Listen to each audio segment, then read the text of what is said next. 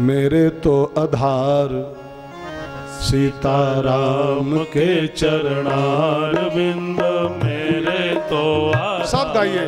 सीताराम के चरणारविंद, मेरे तो आधार सीताराम के चरणारविंद, मेरे तो आधार सीताराम के चरणारविंद, राम के चरणारविंद, राघव के चरणारविंद, राम के चरणारविंद, राघव के चरणारविंद, राम के चरणारविंद, श्याम के चरणारविंद, राम के चरणारविंद, श्याम के चरणारविंद, मेरे तो आधार सीताराम के चरणारविंद, मेरे तो आधार सीताराम के चरणारविंद, मेरे तो आधार सीताराम के चरणारविंद, मेरे तो आधार सीताराम के चरणारविंद, राम के चरणारविंद, श्याम के चरणारविंद, राम के चरणारविंद, श्याम सब गाइए। चरणारविंद, राम के चरणारविंद, श्याम के चरणारविंद, राम के चरणारविंद, श्याम के चरणारविंद, मेरे तो आधार सीताराम के चरणारविंद, मेरे को आधार सीताराम के चरणारविंद, मेरे तो आधार सीताराम के चरणारविंद, मेरे तो आधार सीताराम के चरणारविंद, मेरे तो आधार सीताराम के चरणारविंद। सूत जी ने उत्तर दिया, परीक्षित जी कौन थे, कैसे पैदा हुए। ध्यान दे कि आप भी सुने, हम भी सुने। हम लोग वक्ता वक्ता नहीं है, वक्ता सुखदेव जी खाली बस। भागवत के वक्ता सामान्य इंसान की बस की बात है क्या? भागवत का वक्ता कोई सुखदेव ही होता है खाली, कोई परिचित उसका श्रोता हो। हम लोग खाली निमित्त मात्र हैं। भागवत बांचने की क्षमता हमारी है क्या? कोई सुखदेव ही कह सकता है इसको। हम भी सुने, आप भी सुनो। सुखदेव जी बोल रहे हैं, परीक्षित जी कौन थे, कैसे पैदा हुए। सूत जी महाराज बोले, महाभारत का संग्राम जब खत्म हो गया ना, द्वापर में कौरवों का विनाश हो चुका था, पांडवों की जीत हो गई थी। अभी बस युद्ध विराम हुआ था अजय, उस दिन की बात है जिस दिन सब फाइनल हुआ था। दुर्योधन की हार हो चुकी थी और उसकी जांघ पर भीम का गदा पड़ चुका था। अभी मरा नहीं था वो, बाकी मर चुके थे लोग। दुर्योधन पड़ा था, बस प्राणांत की घड़ी थी, अब मरे कि अब मरे कि अब मरे, ऐसी स्टेज में था वो। प्राण कंठ में थे, अब बस अब मरा कि अब मरा चल रहा था। अब ध्यान देना, अब मरे कि अब मरे की अवस्था में था। लेकिन फिर भी लिखा है उसके मन में एक बात चल रही थी दुर्योधन के, काश पांचों पांडवों का सिर कोई काट लाए और मेरी जीत करा दे, मुझे जितवा दे अभी भी, तो मैं उसको आधा राज्य गिफ्ट कर दूं, दान कर दूं। अब देखो, प्राण कंठ में है, अब मरे की अवस्था है, लेकिन राज्य की भूख उसकी अभी गई नहीं है। कोई पांचों पांडवों का सिर काट लाए और मेरी विजय करा दे तो मैं जीत जाऊं। अगर राज्य मुझे मिल जाए, आधा राज्य मैं उसको दे दूं काटने वाले। मरते दम तक जिसकी भूख न शांत हो, वही दुर्योधन है। दुर्योधन बाहर का आइटम नहीं है प्यारे। दुर्योधन किसी व्यक्ति का नाम नहीं है, एक विचारधारा का नाम होता है, एक सोच का नाम होता है, एक थिंकिंग का नाम दुर्योधन है। अंतिम समय तक जो मेरा मेरा जपता रहे, ये मेरा और ये मेरा, ये मेरा और होता, ये और होता, अंतिम टाइम तक जो जपता रहे, बस दुर्योधन की यही परिभाषा है प्यारे, यही। और ये बाहर नहीं है, अंदर बैठा हुआ है। झांक के देखो, अगर है इसको मारो, इसे युद्ध करो। दुर्योधन से लड़ाई करनी पड़ती है प्यारे, ये अंदर बैठा हुआ है। और एक बात कह दूं, ये लड़ाई आपको ही करनी पड़ेगी। कन्हैया इसमें आपके लिए कुछ नहीं कर सकता है। कन्हैया ने कहा है, अर्जुन इन कौरवों के खिलाफ लड़ना तुझको ही पड़ेगा। मैं लगाम खाली पकड़ूंगा, बस लगाम थामूंगा, तेरा रथ हाँकूंगा, तुझको दिशा दिखाऊंगा, तेरी हिम्मत बढ़ाऊंगा, लेकिन इस दुर्योधन को तुझे ही मारना पड़ेगा, इससे संग्राम तुझे ही करना पड़ेगा। और बाहर की कहानी में मत जाना, इसको अंदर लड़ना है आपको इसके साथ में। खाली कहानी में फंसे रहोगे, बुढ़े हो जाओगे, कुछ हाथ नहीं आएगा। सो भाई बहनों, दुर्योधन माने अंतिम पल तक मेरा मेरा जपता रहे। मैं तो बहुत लोगों को देखता हूं तो लगता है कि इनके अंदर अभी भी जिंदा बैठा हुआ है। मैं देखता हूं संसार में कई लोगों को 90 साल के बुढ़ऊ हैं, 90 साल के बुढ़ऊ, अब मरे कि अब मरे इस अवस्था में हैं, लेकिन तहु जप रहे, खेतवा हमारा है 5 बीघा, खेतवा हमारा है। अरे 3 हाथ में धर के फूकने की अवस्था आ गई है। 3 हाथ की धरती पे लटा करके और 9 मन चैला में धर के फूक दिए जाने वाले हैं। लेकिन 90 साल की स्टेज है, अब मरे के दिन हैं, लेकिन तहु हमारा हमारा कर रहे हैं। जानना प्रत्यक्ष दुर्योधन है, ये साक्षात दुर्योधन है। हद है यार, जब सब कुछ छूट ही जाना है तो ठीक है, एक स्टेज तक जपो, एक अवस्था तक अच्छा लगता है, लेकिन अब मरने की अवस्था है तब हमारा हमारा कर रहा है। भाई बहनों, बिल्कुल प्राण कंठ में है और तब भी चिंता क्या चिंतन हो रहा है, पांडवों का सिर कोई काट लाए, मेरी जीत करवा दे, मैं उसको आधा राज्य दे दूं। अश्वत्थामा राजी हो गया, द्रोणाचार्य का बेटा था, वो राजी हुआ इस काम के लिए।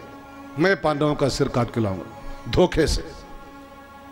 पांडवों ने मेरे बाप को धोखे से मारा था, द्रोणाचार्य जी को धोखा दे के मारा था, मैं पांडवों को सोते से मार के लाऊंगा। वो धोखे से मारे थे, मैं सोते से काटूंगा, सामने से मार नहीं पाऊंगा, सोते समय मार के लाऊंगा।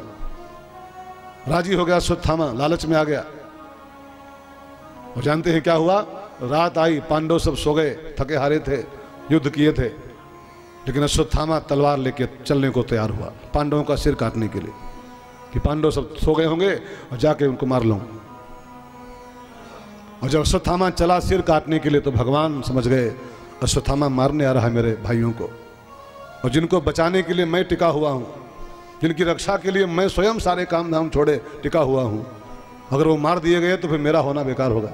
फिर कौन कहेगा जिसका राम रक्षक उसका कौन भक्त, ये सब कहावतें झूठी हो जाएंगी। जाको राखे साइयाँ मार सके ना कोई, सब फिर कौन गाएगा बाद में? इसके बाद मैं बचाने को टिका हुआ हूँ, सारे काम धाम छोड़े, अपने द्वारकापुरी छोड़े यहाँ पड़ा हूँ, किस लिए? पांडवों को बचाने के लिए।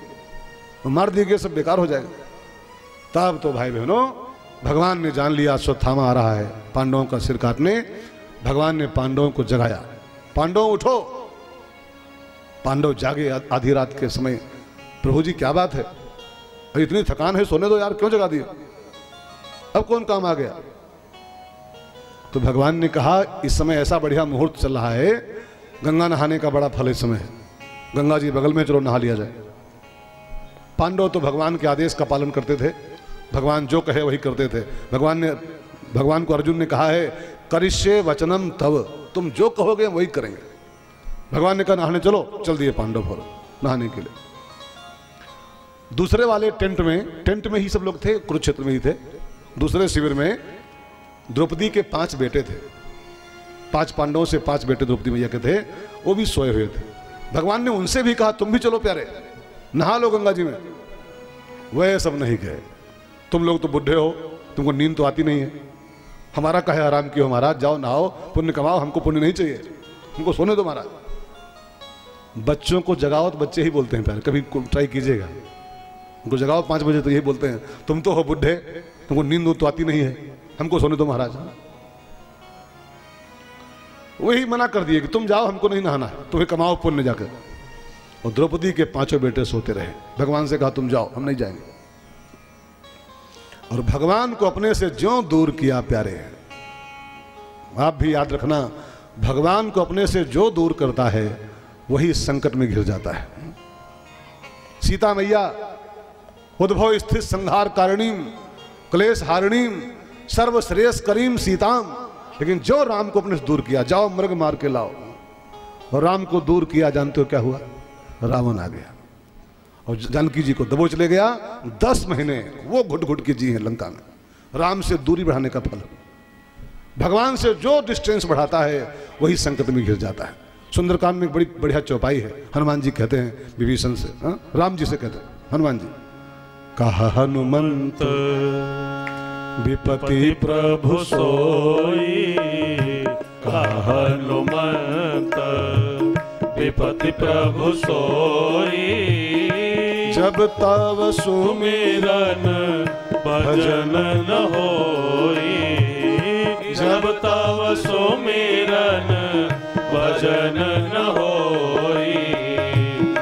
हनुमंत विपति प्रभु सोई, हनुमंत विपति प्रभु सोई जब तव सुमिरन भजन न होई, जब तव सुमिरन भजन न होई।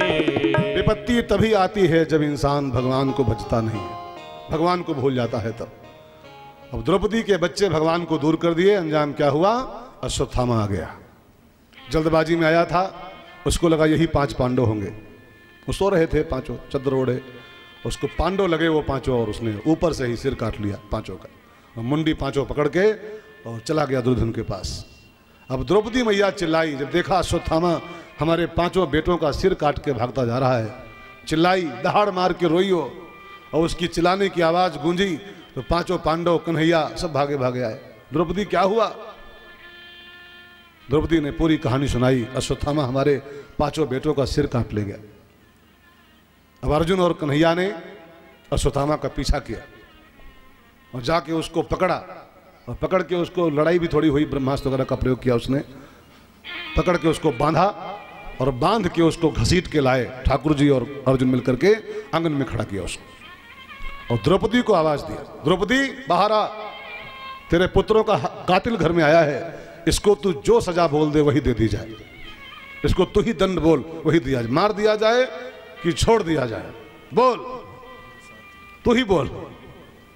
अब भागवत में लिखा है प्यारे, द्रौपदी ज्यों बाहर आई आंगन में, और देखी हमारे गुरु का बेटा रस्सियों में बंधा खड़ा है, शर्मिंदा खड़ा है, जकड़ा हुआ, दौड़ी द्रौपदी और दौड़ के, गुरु का बेटा हमारे ब्राह्मण का बालक है, वो उसके प्रणाम किया चरणों में अश्वत्थामा के, और अर्जुन से बोली, आर्य पुत्र मुच्यताम एस, इसको छोड़ दो, ब्राह्मणों नितराम गुरु, ब्राह्मण का बेटा है, गुरु का पुत्र है, एक ब्राह्मण का अपमान मेरे आंगन में करो, इसको छोड़ो, मुच्यताम एस।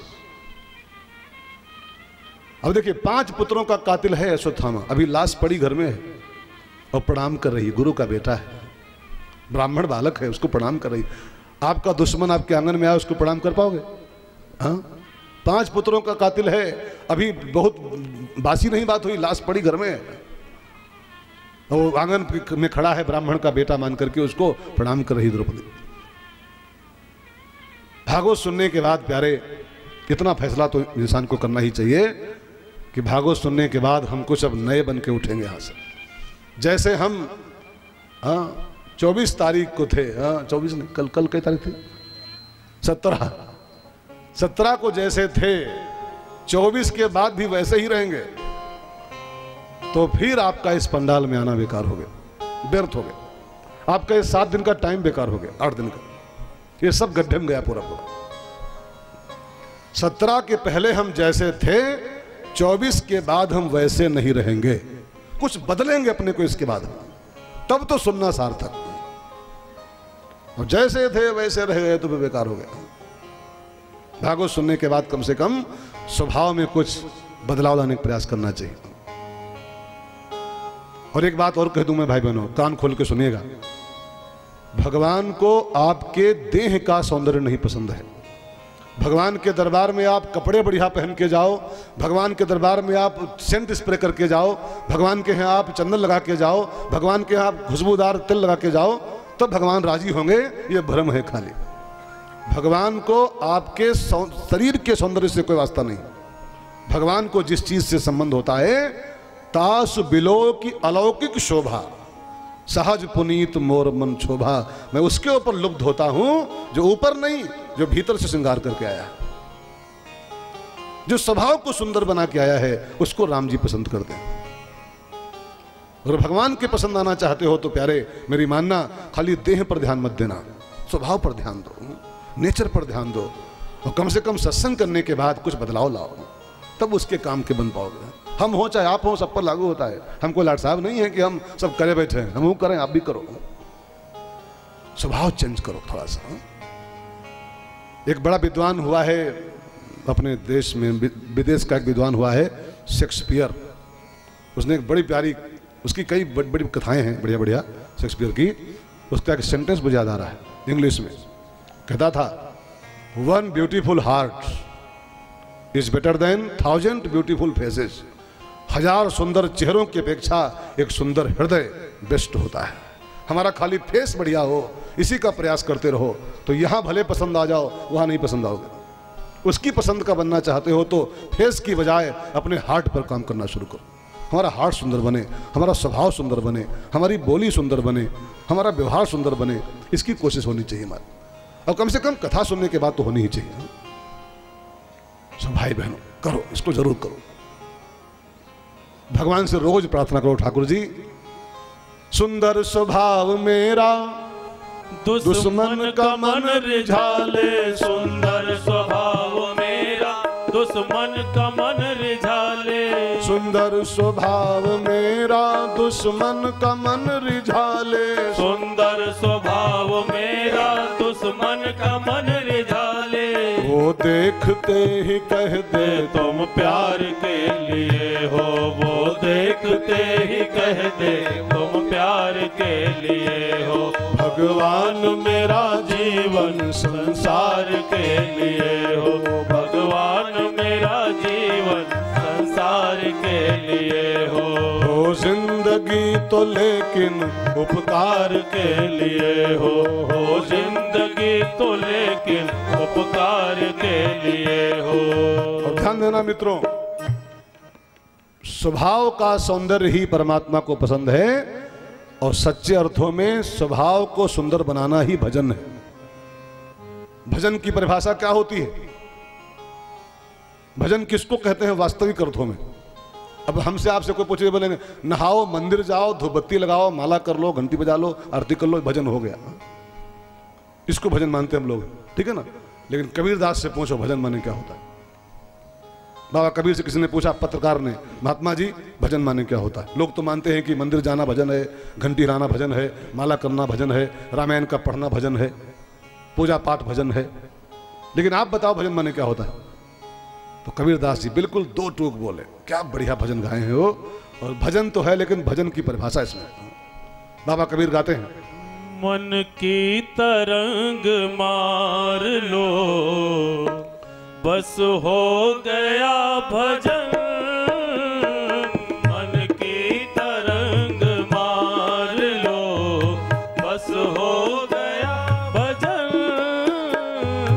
आदत बुरी सुधार लो बस हो गया भजन। मन की तरंग मार लो बस हो गया भजन।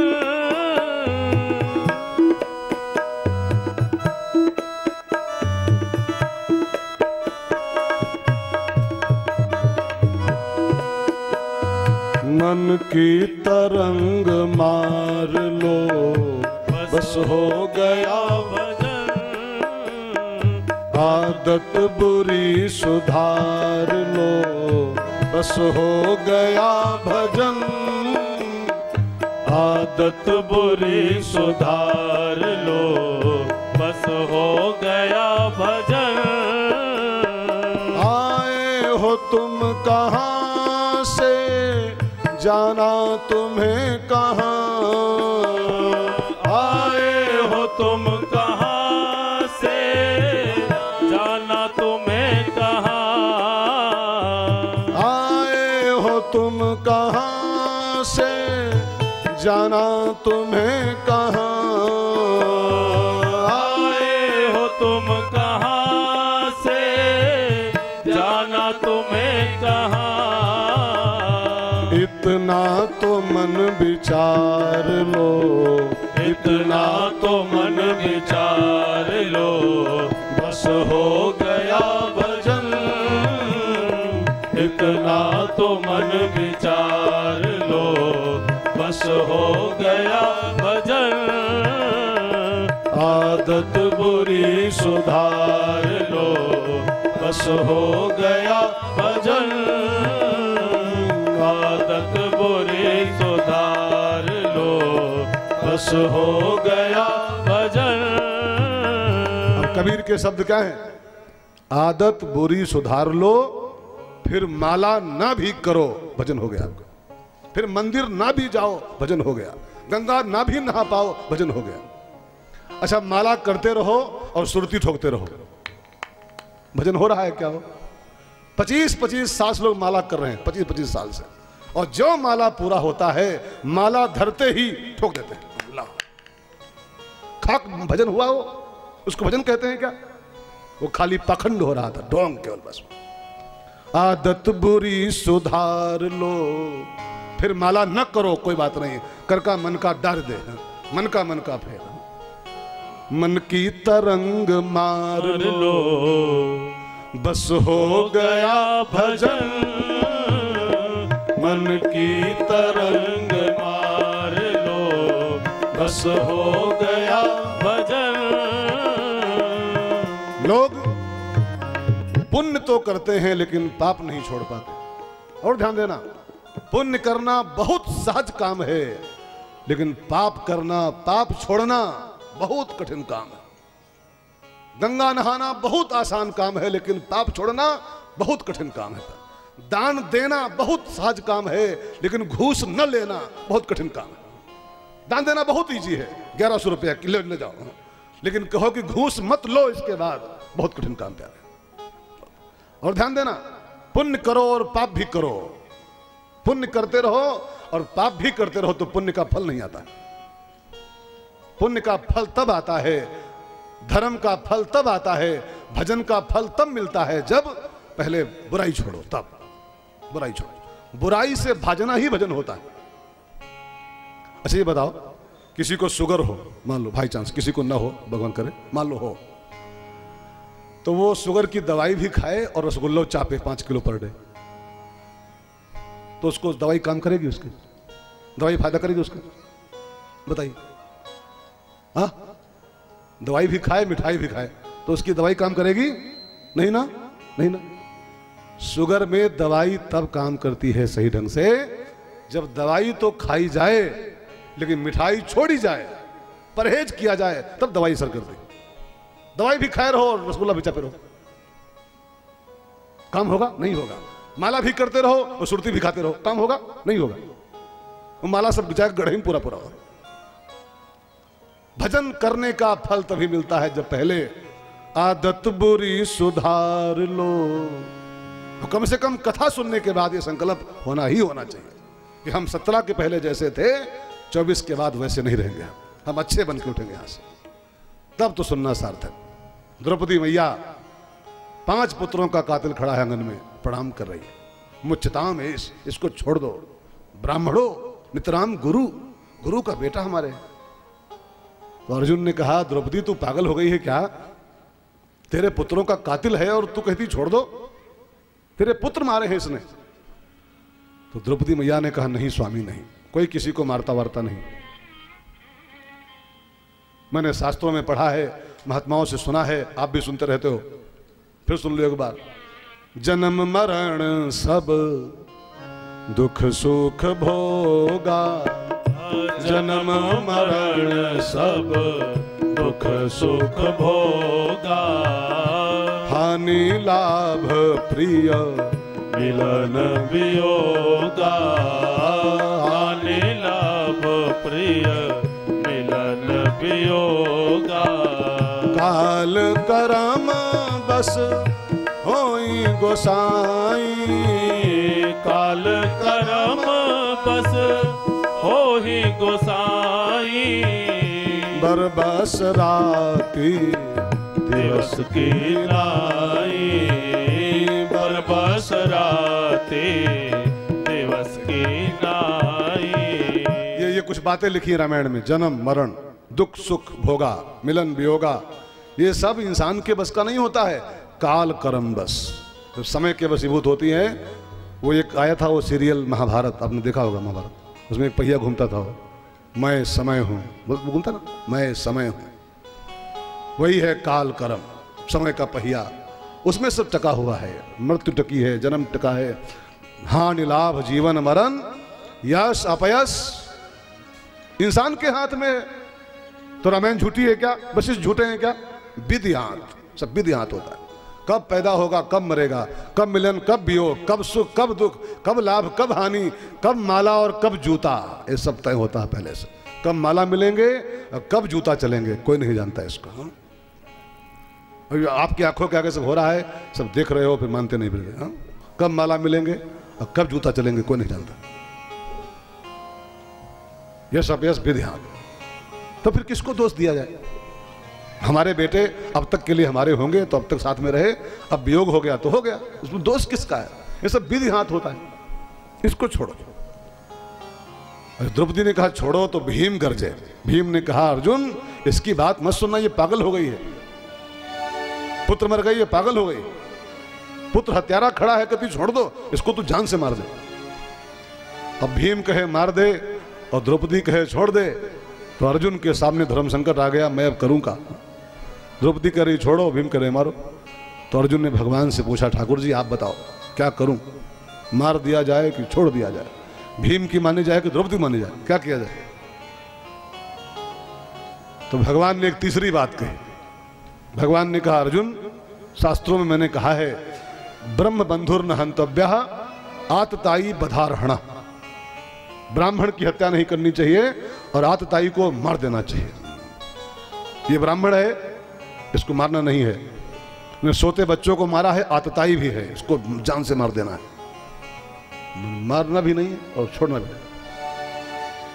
तो अर्जुन ने कहा ठाकुर जी अब तो और फंसे हम, अभी तक तो दो बातें स्पष्ट थी, मार दो कि छोड़ दो, अब तो ऐसा फंसाए हो कि ना दुविधा में दोनों गए। ब्राह्मण है तो मारना नहीं है, आतताई को छोड़ना नहीं, तो फिर करें क्या इसका? हम बोल तेरे साथ क्या सलूक किया जाए? तो भगवान ने कहा एक काम करो अर्जुन जी, ब्राह्मण का मस्तक नहीं काटना चाहिए, ब्राह्मण की मणि नोच लेनी चाहिए, इसकी मणि नोच लो। सिर काटोगे तो यह हत्या हो जाएगी, और मणि नोच लो इसकी जो माथे में है, ये बिना मौत के मारा जाएगा, ये अपने आप मर जाएगा। ब्राह्मण की मणि उसका सर्वस्व होती है, और छीन लो तो ये बस मारा जाएगा अपने आप, बिना मौत के मर जाएगा। अर्जुन की समझ में आ गई बात, उसको मारा नहीं, उसकी मणि नोच लिया। और ब्राह्मण की मणि नोच लो, फिर क्या बचा उसके पास? ब्राह्मण की मणि ही उसका जीवन होती है प्यारे। मणि माने उसकी सन्मति, उसकी सद्बुद्धि, उसकी मणि है। वो उससे छीन लो तो उसके पास क्या बचा? जिस रमेश भाई शुक्ला से भागवत छीन लो। हाँ, एक कवि कहता है ना, एक कवि को कोई मारने आया, गोली मारने, कोई डाकू, तो कवि ने कहा क्या मार रहे हो यार हमको, गोली मत मारो, कलम छीन लो, मैं अपने आप मर जाऊंगा। कवि की कलम छीन लो, मर गया। अच्छा रमेश भाई शुक्ला से इसको गोली मारो तो क्या पाओगे? इसकी पोथी छीन लो, इसकी भागवत छीन लो और बाउंड कर दो तो उसको भागवत नहीं बचना, इसके बाद मर गया आदमी, बिना मौत के मारा गया। ब्राह्मण की सद्बुद्धि उसकी मणि होती है, और वो उसकी छीन ली जाए, उसका सब गया। अच्छा एक बात बताओ, रावण ब्राह्मण था ना? अगर गहराई से देखो आप, ऐसे मत सुनना, हल्के से मत सुनना, गंभीरतम जाओ, तो आप देखोगे कि रावण राम से कई मामलों में अच्छा है। गिनाऊं कहो तो गिनाओ, कई मामलों में राम से श्रेष्ठ है रावण। गिनाओ गिनो, राम के 2 हाथ, रावण के कहते 20 हाथ, श्रेष्ठ है 18 फालतू। राम के 1 सिर, रावण के 10 सिर, श्रेष्ठ है। राम क्षत्रिय कुल में पैदा हुए, रावण उत्तम कुल पुलस्त करनाती, श्रेष्ठ है रावण, राम जी से कुल में भी श्रेष्ठ है। कई मामलों में रावण राम से अच्छा है, लेकिन क्यों मार खा गया, क्यों गाली खा रहा है रावण जानते हैं? उसकी बस मणि खत्म हो गई थी, उसके पास सब कुछ था, 4 वेद का पंडित था, उत्तम कुल का ब्राह्मण था, लेकिन मतिहीन था तो मारा गया। विभीषण यही तो कह रहा है, रावण तेरे पास सब कुछ है लेकिन तेरे पास खाली एक चीज नहीं। क्या? तब उर कुमति बसी विपरीता, तब उर कुमति बसी विपरीता, हित अनहित मानहु रिपु प्रीता, हित अनहित जहाँ सुमति तहाँ संपत्ति नाना, जहाँ सुमति तहाँ संपत्ति नाना, जहाँ कुमति तहाँ विपत्ति निदाना, जहाँ कुमति तहाँ विपत्ति निदाना। बस अर्जुन ने वही किया। अश्वत्थामा का मस्तक नहीं काटा, उसकी मणि नोच दिया और उसको धक्के मार के भगा दिया घर से। मणिहीन अश्वत्थामा जब निकला वहां से, अपमान की ज्वालाओं में जलता हुआ अश्वत्थामा जो शिविर के बाहर आया तो उसने एक बड़ा भयंकर संकल्प कर लिया कि मैं अब पांडवों के वंश को यहीं खत्म कर दूंगा। पांडवों ने मेरी मणि छीन लिया, मेरे बाप का धोखे से मर्डर कर दिया, मैं पांडवों का वंश खत्म कर दूंगा। बेटे तो मैंने पांडवों के मार ही दिए हैं, अब पांडवों के वंश में केवल एक चिराग बचा है, बस एक बच्चा। उसको गुल कर पाऊं, उसको बुझा पाऊं तो पांडवों का चिराग यहीं पर गुल हो जाएगा। कौन बचा है? अभिमन्यु का बेटा, पांडवों का पोता, उत्तरा के गर्भ में भी था, अभी पल रहा था अंदर, वो भी पैदा नहीं हुआ था। अश्वत्थामा जानता था ये बात, उत्तरा मां बनने वाली है, उसके गर्भ में पांडुवंश का आखिरी चिराग पल रहा है, इसको बुझा दूं तो बस पांडुवंश गया यहीं पर। और उसने वही संकल्प कर लिया। शिविर के बाहर खड़ा होकर उसने ब्रह्मास्त्र का आवाहन किया और ब्रह्मास्त्र हाथ में आते उसको आदेश दिया, जाओ प्यारे, उत्तरा के गर्भ में जो पांडुवंश का ये अंतिम बच्चा पल रहा है इसको मार दो जान से। अब ब्रह्मास्त्र उसको सिद्ध था, आदेश मानता था। ब्रह्मास्त्र अग्नि के समान चमचमाता हुआ उत्तरा के गर्भ की ओर बढ़ा गर्भ नष्ट करने के लिए। तो उत्तरा समझ गई मेरे बच्चे को मारने आ रहा है और ये अगर बच्चा मर गया तो पांडवों का वंश यहीं पर खत्म हो जाएगा। तो उत्तरा भागी और चिल्लाती भागी रक्षा के लिए, पुकारती हुई, लेकिन कहीं और नहीं गई, किसी और के पास नहीं गई, सीधे कन्हैया के पास आई, सीधे कृष्ण की शरण में आई। हे द्वारिका वासिन, हे कन्हैया, हे ठाकुर जी, हमारी इस बच्चे को बचा लो। मेरा बच्चा तो है ही है, सो है ही है, लेकिन ये आपका भक्त है और भक्त की रक्षा आपका प्रण है, इसको बचाओ। न भीम की शरण में आई, न अर्जुन के शरण में आई, 5 उसके ससुर थे बलवान महारथी, किसी के पास नहीं गए, सीधे कन्हैया की शरण में आई। जानते हैं क्यों? उत्तरा भक्त है और भक्ति का एक सूत्र होता है प्यारे, आप भी इस बात को ध्यान रखिएगा। अगर आप भक्ति करते हो तो भक्ति करने वालों के जीवन का एक सूत्र होना चाहिए। मैंने शास्त्रों में पढ़ा है, भक्ति का सबसे अद्भुत सिद्धांत होता है एक निष्ठता। अगर भक्ति भी करते हो और जहां तहां सहारा भी करते हो, इसका सहारा, उसका सहारा, उसका सहारा, तो आप भक्ति के नाम पर कलंक हो फिर। भक्ति का मतलब होता है एक सहारा, खाली एक भरोसो, एक बल, एक आस विश्वास, एक राम घनश्याम हित चातक तुलसीदास।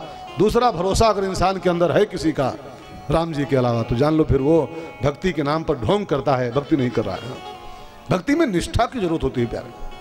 उत्तरा कृष्ण की भक्त है, अब भीम होंगे, अर्जुन होंगे, लेकिन अब किसी और के सहारे क्यों जाए हो जब कन्हैया बगल में है। तो उत्तरा भक्ति हुई चली आ रही है, गाती हुई, और रास्ते में गाती आ रही है। आप सब गाओ मेरे साथ। मेरा कोई ना सहारा बिन तेरे, नंदलाल संवरिया मेरे, मेरा कोई ना सहारा बिन तेरे, तालियों के साथ गाइए। नंदलाल संवरिया मेरे, मेरा कोई ना सहारा बिन तेरे, नंदलाल संवरिया मेरे, मेरा कोई ना सहारा बिन तेरे, नंदलाल संवरिया मेरे, नंदलाल संवरिया मेरे,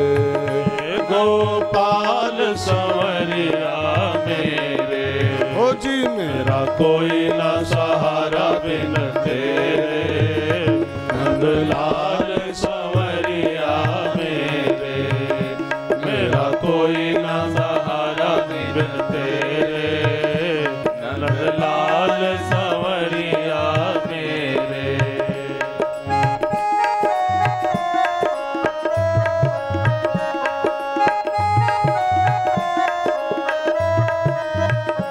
मैं अधम जीव अभिमानी हूँ, मैं अधम जीव अभिमानी हूँ। तेरी महिमा नाथ न जानी हूँ, तेरी महिमा नाथ न जानी हूँ। किए जग में पाप घनेरे, किए जग में पाप घनेरे।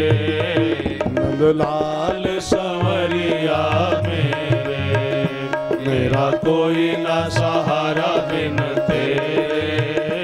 नंदलाल संवरिया मेरे, मेरा कोई न सहारा बिन तेरे। नंदलाल संवरिया मेरे, तूने लाखों पापी तारे हैं, तूने लाखों पापी तारे हैं। नहीं गुण और दोष निहारे हैं, नहीं गुण और दोष निहारे हैं। मैं आन पड़ा हूँ दर तेरे, मैं आन पड़ा हूँ दर तेरे।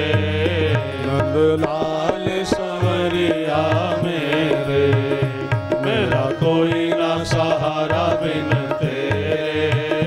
नंदलाल संवरिया मेरे, मेरा कोई ना सहारा बिन तेरे। नंदलाल संवरिया मेरे, मेरा कोई ना सहारा बिन तेरे। नंदलाल संवरिया मेरे। उत्तरा भागती हुई भगवान की शरण में आई और भगवान तुरंत उत्तरा के गर्भ में प्रवेश कर गए और जाके अपने चक्र का प्रयोग किया और ब्रह्मास्त्र का खंडन किया। फिर भगवान परीक्षित को दर्शन देके बाहर आ गए। परीक्षित की रक्षा भगवान ने किया जब से, तब से उसका नाम पड़ गया परीक्षित।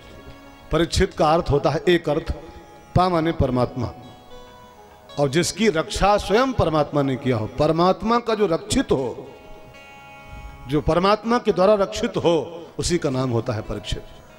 ये अर्थ लागू करो तो हम भी परीक्षित हैं, आप भी परीक्षित हो। कौन बचा रहा है हमको सबको? कौन रक्षा कर रहा है? हाँ, माँ के पेट में थे कौन बचा रहा था? इतने बड़े थे कौन बचा रहा था? सब परीक्षित ही हैं प्यारे, सब परीक्षित। मारने वाला है भगवान और बचाने वाला है भगवान, और जिसको रक्षा परमात्मा दे रहा हो वही परीक्षित होता है। परक्षित पर। मैं भी एक किताब पढ़ रहा था सवेरे ही, आज भोर की बात मैं पढ़ रहा था, उसमें लिखा था कि भगवान 2 बार हंसते हैं, 2 बार कस के हंसते हैं ठाकुर जी। जानते हैं कब कब? पहली बार हंसते हैं तब जब कोई डॉक्टर मरीज का चेकअप करता है और फिर उसके घर वालों से बोलता है कि स्टाम्प लाओ, हम लिख दें कि इसको हम बचा लेंगे पक्का। तो भगवान कस के हंसता है, क्या उल्लू बना रहा है समाज को, हाँ? क्या बेवकूफ बना रहा है। कस के उसको हंसी आती है कि बचाने वाला डॉक्टर हो गया कब से, बचाने वाला है भगवान। वो बचाने पे आ जाए तो अनाथ से अनाथ प्राणी बच जाता है, और वो मारने पे आ जाए तो MBBS, MD और MS सब झोले में रखा रहेगा, झोले में। और मारने पे आ जाए तो बड़े बड़े MS, बड़े बड़े MD 1 मिनट के अंदर सीताराम होते हैं, 1 मिनट के अंदर। दूसरों को बचाने का जो ठेका लेते थे, अपने को बचा के दिखाने फैलो। स्टाम्प हम ले आए, वो लिख दे कि हम नहीं मरेंगे। हाँ? भगवान को बहुत हंसी आती है, क्या उल्लू बना रहा है प्यारे। हाँ? डॉक्टर खाली निमित्त मात्र होता है प्यारे, बचाने वाला परमात्मा होता है। मैंने डॉक्टर से पूछा था, हमारे एक मित्र हैं बहराइच के डॉक्टर साहब हैं, उनको मैंने पूछा कि डॉक्टर साहब जब पर्चा बनाते हैं आप लोग हैं दवाई का, तो पर्चे में एक बार लिखते डॉक्टर लोग हैं ऊपर RX, फिर दवाई लिखते हैं, कभी देखा होगा आप, ऊपर लिखते हैं RX फिर दवाई का नाम। तो मैंने उनसे पूछा डॉक्टर साहब ये RX क्या होता है, ये किस दवा का नाम, इसका माने क्या होता है? तो MBBS MD हमारे मित्र हैं वो, उन्होंने बताया महाराज जी इसका अर्थ होता है रिमेंबर ऑफ गॉड, परमात्मा की याद करके मैं दवाई देने जा रहा हूँ। RX का मतलब होता है रिमेंबर ऑफ गॉड, परमात्मा की सहारे, भगवान के भरोसे मैं दवाई करने जा रहा हूँ। असली वैद्य तो ठाकुर है यार, वो बचाए तो इंसान बचता है, और वो मारे तो दिल्ली का एम्स भी हाथ खड़े कर देता है। सॉरी यार, दुनिया बेकार है, एम्स भी हाथ खड़े करता है। सो भाई बहनों, पहली बार हंसते हैं ठाकुर तब जब इंसान, कोई डॉक्टर जब दावा करता है मैं बचाऊंगा इसको, दावा मेरा है, गारंटी मेरी है, उसको हंसी आती है। और दूसरी बार कब हंसता जानते हैं? मैं किताब पढ़ा, उसमें लिखा था दूसरी बार हंसता है तब जब दो भाई रस्सी लेके खड़े होते हैं खेत में और नापते हैं, तो कहते हैं ये तुम्हारा और ये हमारा। तो भगवान हंसते हैं कि वाह भाई कितने बेवकूफ हैं ये। 3 हाथ की धरती में धर के घाट पर और 9 मन चैला में धर के फूंक दिए जाने वाले हैं, और रस्सी लेना पर ये तुम्हारा है ये हमारा है। उसको हंसी आती है, कितने बेवकूफ हैं। भाई बहनों, परिच्छेद का मतलब होता है परमात्मा का जो रक्षित हो, परमात्मा जिसको रक्षा दे रहा हो। परीक्षित, हम भी परीक्षित, आप भी परीक्षित। परीक्षित जी का जन्म हुआ, रक्षा हुई, और भगवान जब गर्भ के बाहर आए बचाने के बाद, तो चलने को तैयार हो गए कि अब द्वारका जाऊं, बहुत दिन से टिका हुआ हूं। और जब भगवान का रथ रेडी हुआ चलने के लिए, बिल्कुल द्वारका जाने को तैयार ठाकुर जी, कुंती मैया खबर पाई ठाकुर जी हमको छोड़ के जा रहे हैं, बहुत दिन साथ में रहे, आज जा रहे हैं द्वारकापुरी। तो कुंती मैया भगवान के रथ के आगे हाथ जोड़ के खड़ी हुई, ठाकुर जी जा रहे हो? कहा हाँ बुआ जी, जाना तो ही है, बहुत दिन से टिका हुआ हूं, सारे काम धाम छोड़े पड़ा हुआ हूं, हमारा भी कहीं घर परिवार है,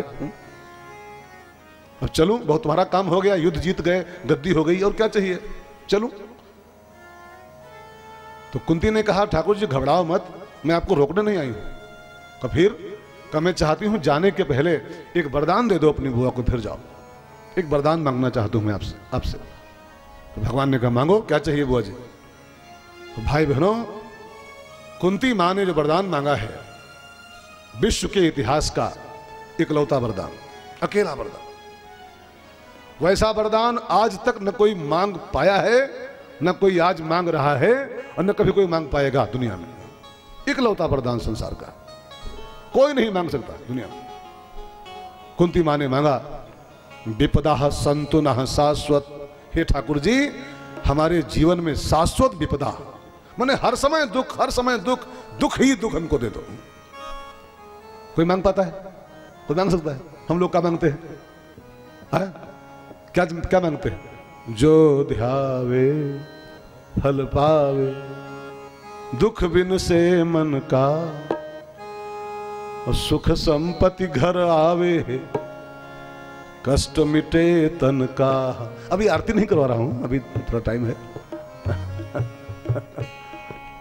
हम क्या मांगते हैं? कुंती क्या मांग रही है? हम नहीं, हमारे वेदों ने मांगा है, सुखम में ब्रूयात, हम सुख चाहते हैं। वेदों में ही मंत्र आता है, सर्वे भवन्तु सुखिनः, कहीं पर भी दुख की चर्चा नहीं आती हमारे। सर्वे सन्तु निरामयाः, सर्वे भद्राणि पश्यन्ति, मां कश्चित् दुख भाग भवेत्, किसी को दुख संसार में न हो। ये हमारी मांगे रही हैं भगवान से। और कुंती मां क्या मांग रही? विपदा संतु न शाश्वत, शाश्वत विपदा, दुख ही दुख, दुख ही दुख। भगवान भी चकराए कि सारा संसार क्या मांगता है, ये बुआ क्या मांग रही है? तो भगवान ने कहा कुंती बुआ, तेरी बुद्धि ठीक है, तेरी खोपड़ी ठीक है? कहा क्या मतलब? कहा सब लोग मांगते हैं क्या, और तू क्या मांग रही है? दुख, वो भी शाश्वत दुख। क्यों मांग रही तू ऐसा? इसमें तो क्या देख रही है, कौन सा फायदा? कहा सरकार कुछ फायदा ना हो तो क्यों मांगते? बड़ा सोच की मांगा है मैंने, पूरे होशो हवास में हूं मैं, सोच विचार की मांगी हूं दुख। जानते हैं क्यों ठाकुर जी? दुख में तुम्हारी याद आती है। सुख में इंसान एक गलती कर बैठता है, सुख में तुमको भूल जाता है। तुम तो जा ही रहे हो ठाकुर जी, अब कम से कम तू नहीं तो तेरी याद सही, तेरी याद आती रहे। और याद आने का उपाय क्या है? दुख। कबीर से पूछो, इंसान भगवान की याद कब करता है? बाबा कबीर कहते हैं, दुख में सुमिरन सब करें, सुख में करे न कोई। दुख में सुमिरन सब करे, सुख में करे न कोई। जो सुख में सुमिरन करे, दुख काहे को होय। जो सुख में सुमिरन करे, को होए। जो सुख में सुमिरन करे दुख काहे को होए। कुंती ने कहा प्रभु मैं इसलिए दुख चाहती हूँ, दुख रहेगा हर समय आपकी याद आएगी, आप तो जा ही रहे हो, कम से कम आपकी याद तो आती रहे, लगातार दुख हमको चाहिए। तो भगवान ने सारथी को इशारा किया, सारथी को कहा भैया घोड़े खोल दो, आज नहीं जाऊंगा। अब बुआ जी को दुख दे के जाऊं, मेरी भक्त है, मैं दुखी करके इसको जाऊं, यात्रा ही कैंसिल आज की। भगवान ने घोड़े खुलवा दिए, यात्रा पोस्टपोन कर दिया। अब हुआ कि जब रुक गया हूं तो कुछ और काम हो जाए। तो भगवान ने कहा पांडवों से भैया वैसे तो निकल गए होते अब तक, जब रुक गए हैं तो कुछ और काम हो जाए। क्या होना है? कहा एक महापुरुष पड़ा है कुरुक्षेत्र के मैदान में, 40 दिन उसको पड़े हो गए, रोम रोम में बाण चुभा हुआ है, और उस महापुरुष का संकल्प है कि जब तक कन्हैया मेरी आंखों के आगे नहीं आएगा, 40 दिन नहीं चाहे 40 साल पड़ा रहूं ऐसे में, प्राण तभी छोड़ूंगा जब ठाकुर मेरे सामने होगा। अब रुक गया हूं तो चलो उसका उद्धार कर दो। भीष्म पितामह और भगवान पांडवों के साथ आए कुरुक्षेत्र में, 40 दिनों से पड़े हैं भीष्म पितामह जी, रोम रोम में बाण चुभे हुए हैं, पूरी सैया बनी है बाणों की, चारपाई उसे लेटे हुए हैं। भगवान ने दर्शन दिया भीष्म पितामह को। भीष्म पितामह ने एक सवाल किया ठाकुर जी से, ठाकुर जी मेरा एक क्वेश्चन है आपसे, मुझको अपने 100 जन्म पिछले याद है, मैंने 100 जन्मों तक इस जन्म से लेके और पीछे के 100 जन्म मुझे याद है ठीक से, मैंने कोई पाप नहीं किया है, फिर ये जो हमको मिला है ये किस पाप का फल मिला है, ये कब का दिए हमको आप? मैं 40 दिन से परेशान जीवन जी रहा हूं, 100 जन्म याद हैं तो ये कब का मुझे फल मिला है? भगवान मुस्कुराए कि पितामह जी आपको 100 याद है ना, आपकी खाली पहुंच 100 तक है, हमारा हिसाब किताब चलता है हजारों जन्मों का। हाँ? आज के 100 जन्म पहले, 101 जन्म पहले की बात है, तुमने एक कीड़े को कांटा चुहा करके झाड़ी फेंक दिया था और सूख के झाड़ी पड़े 40 दिन बाद मरा था, वो उसी पाप का फल मिला है। आज के 101 जन्म पहले तुमने पाप किया था। भीष्म पितामह की आंखों में आंसू आ गए। आप भी सोचो प्यारे, भगवान के यहाँ जो नेट चलता है ना, उनका जो वो है ना, क्या पेन ड्राइव, वो कभी खाली नहीं होती है प्यारे, उसमें डिलीट नहीं होता है, हजारों जन्मों का वहां सब रिकॉर्ड है, सब रिकॉर्ड, कब किस जन्म का उबर के आ जाएगा जान नहीं पाओगे। सो भाई बहनों, भीष्म पितामह को अपनी गलती का एहसास हुआ है, उन्होंने विष्णु सहस्रनाम का पाठ किया, भगवान का स्तवन किया, वंदना किया, और फिर भगवान का दर्शन करते करते माघ की शुक्ल एकादशी के दिन भीष्म पितामह का प्रयाण हुआ। मौत नहीं, प्रयाण हुआ। मृत्यु तो अलग चीज होती है, प्रयाण एक दूसरी वस्तु होती है। मौत और प्रयाण में एक अंतर होता है प्यारे, मौत भी उसी का नाम है, प्रयाण भी में वही होता है, लेकिन दोनों में एक अंतर है। मरना दोनों मुद्दे हैं, दोनों में छूटती है, लेकिन अंतर क्या है? एक संत बता रहे थे कि मौत माने होता है कि जीने की इच्छा अंदर हो, समझ गए? जीने की इच्छा अंदर बची हो और मरना पड़ जाए, इसको मौत बोलते हैं। कि अभी इच्छा थी एक पोता और खिला लें फिर चलें, एक पर पोता और हो जाए फिर चलें। जीने की इच्छा अंदर थी और भैंसा वाला आया औलाद ले गया, इसको मौत बोलते हैं, इसको मृत्यु कहते हैं। अभी सच्चाई को जान लिया हो कि नहीं ये तो छूटना ही छूटना है, इसको पता नहीं आज है कल ना हो, अभी है अभी ना हो, 1 मिनट के बाद ना हो, क्या भरोसा है इस जिंदगी का, साथ देती नहीं ये किसी का। क्या भरोसा है इस जिंदगी का, साथ देती नहीं ये किसी का। क्या भरोसा है इस जिंदगी का, साथ देती नहीं ये किसी का। क्या भरोसा है इस जिंदगी का, साथ देती नहीं ये किसी का। सांस रुक जाएगी चलते चलते, समा बुझ जाएगी चलते चलते। सांस रुक जाएगी चलते चलते, समा बुझ जाएगी जलते जलते। दम निकल जाएगा रोशनी का, दम निकल जाएगा रोशनी का, साथ देती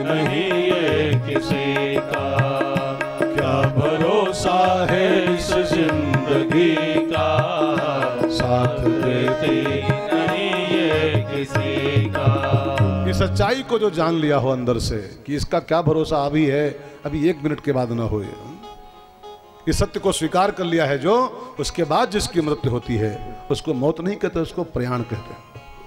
जीने की इच्छा थी और मरना पड़ गया, इसको मौत कहते हैं। सो भाई बहनों, भीष्म पितामह का उद्धार हुआ है, प्रयाण हुआ है।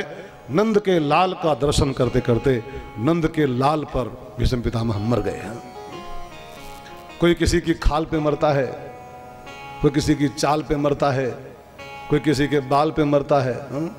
चांदी जैसा रंग है तेरा और सोने जैसे का बाल, और एक तो ही धनवान है गोरी, बाकी सब कंगाल। कोई किसी के बालों पर मर रहा है, कोई किसी के खाल पर मर रहा है, कोई किसी चाल पर मर रहा है।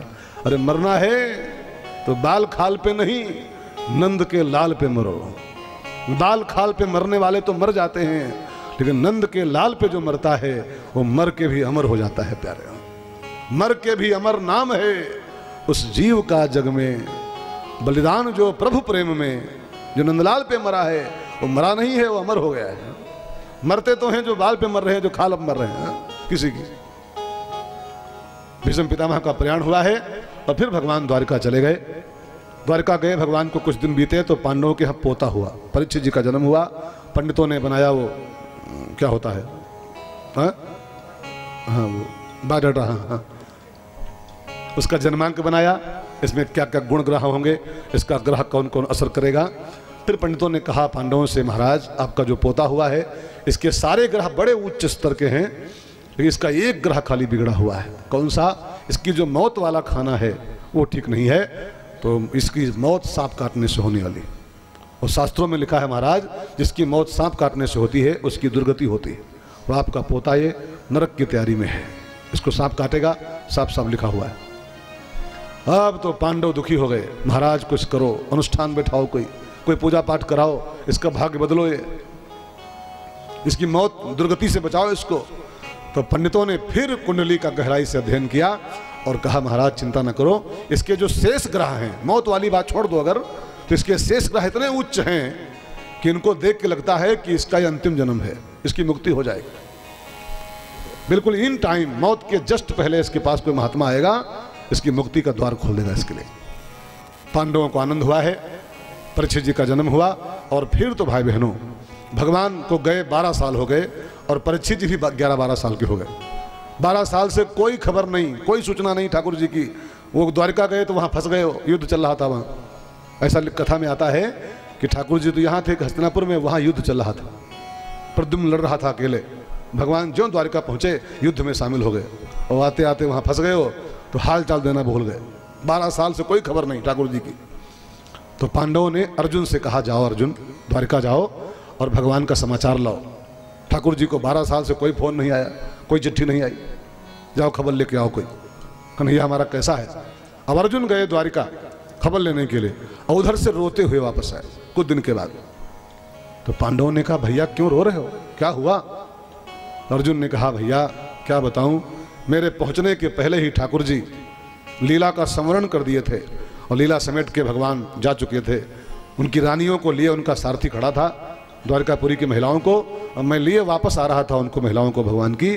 रास्ते में एक भील आया, निहत्था भील आया, और मेरे पास गांडी वांडी सब रहा, और निहत्था भील आया और मुझको परास्त करके और भगवान की रानियों को छीन ले गया मुझसे। मैं देखता रह गया, मैं कुछ नहीं कर पाया। भैया मेरा गांडीव भी कुंठित हो गया। जिस गांडीव से मैंने इतना बड़ा संग्राम जीता, जिस गांडीव से मैंने इंद्र को परास्त किया, जिस गांडीव से मैंने पूरे विश्व विजय किया, और वो गांडीव आज मेरे हाथ में रहा और बेकार हो गया। एक भील निहत्था आके मुझको हरा दिया, रानियों को भगवान की छीन ले गया। भैया मुझे एक बात आज पता चल गई है, ना गांडीव न वांडीव,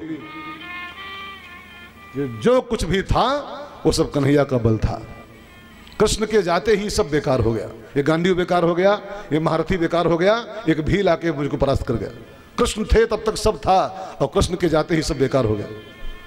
इसका मतलब है भैया वो सारा बल कन्हैया का था, हम लोग खाली निमित्त मात्र थे। और ये सच्चाई प्यारे, जिस दिन मान लो मजा आ जाए। भगवान ने गीता में कहा है, कर्म करते हुए भी अगर कर्म के बंधनों से मुक्त रहना चाहते हो, कर्म बंधन से, तो अपने को हर काम का निमित्त मानो, निमित्त मात्रम भव। यहाँ सब कन्हैया कर रहा है, आप खाली माध्यम बनाए गए हो। वो न चाहे तो आप यार एक सांस नहीं ले पाओ, एक सांस, जो सांस अंदर लिए हो ना, इसको बाहर नहीं कर सकते हो, आपकी औकात नहीं। वो चला रहा है तो सब चल रहा है। एक बात बताओ प्यारे, एक मकान बनता है, कोई मकान बनता है तो कोई उसको बनवाता है तब बनता है ना, कोई उसको बनाने वाला है, कोई बनाने वाला है, कोई मिस्त्री है, कोई मालिक है, तब बना है। अच्छा कोई कहे मकान ऐसे बन गया है, ऐसे बनता है क्या? कोई तो है जो बनवाया है। तो प्यारे कोई तो है जो ये सब बना रहा है, कोई तो है, बस वही सब बना रहा है। इंसान तो बिना मतलब, गीता में लिखा है जो माने कि मैं कर रहा हूं, वो दो में से एक, गीता में भगवान ने निर्णय किया है, अहंकारी विमूढ़ात्मा, दो में से एक। कर्ता अहम इति मन्यते, जो मान ले मैं कर रहा हूं, या तो अहंकारी है या तो बेवकूफ है, दो में से एक बात। या तो वो चाहे कितना बड़ा डिग्री होल्डर हो, वो नंबर 1 का बेवकूफ है जो मानता है मैं कर रहा हूं। यहां सब ठाकुर जी कर रहे हैं प्यारे। आपका जन्म नहीं हुआ था तब भी यहां सब कुछ हो रहा था, ऐसे एज इट इज। आप हो तब भी सब कुछ। अच्छा जब मैं नहीं पैदा हुआ था, मैं रमेश भाई शुक्ला, तब ये भागवत नहीं होती थी क्या? हा? नहीं होती थी क्या? हमरे पहले भागवत नहीं कोई कहता था क्या? अच्छा हम हैं तो, अच्छा हम मर जाएंगे तब भागवत से बंद हो जाएगी क्या दुनिया में? नहीं ना। इसका मतलब क्या है? इसका मतलब साफ साफ ये है कि आपके पैदा होने के पहले भी यहाँ सब कुछ हो रहा था, आपके होने पर भी यहाँ सब कुछ हो रहा है, और आपके मरने के बाद भी यहाँ सब कुछ होता रहेगा, ऐसे ही होता रहेगा जैसे अब हो रहा है। इसका मतलब क्या निकल रहा है कि यहाँ सब कुछ हो रहा है प्यारे, ऐसे हो रहा है।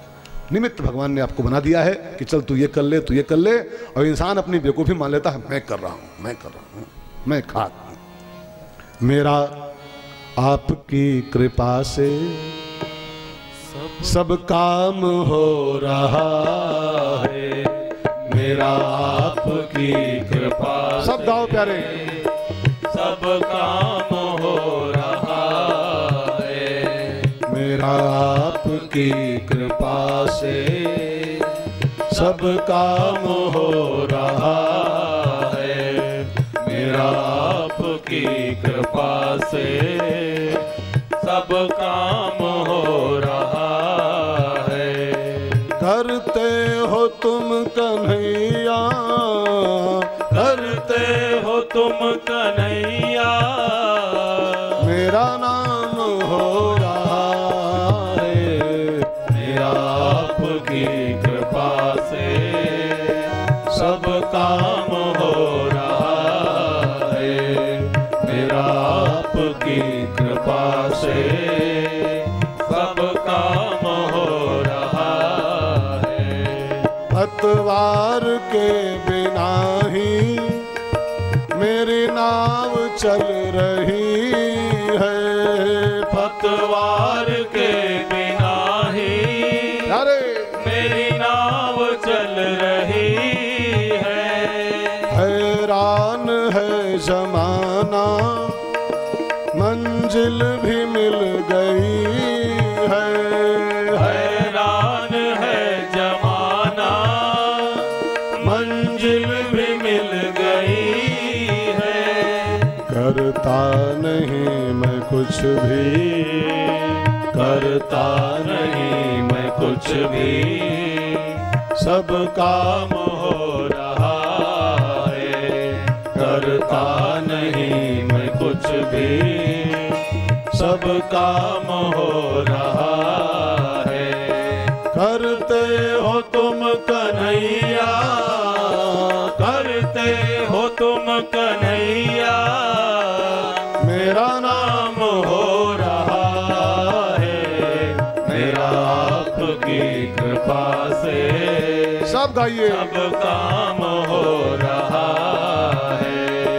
मेरा आपकी कृपा से सब काम हो रहा है, मेरा आपकी कृपा से सब काम हो रहा है।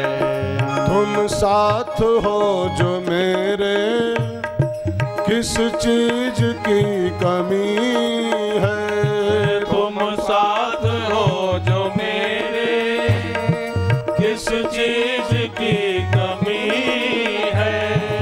करते हो तुम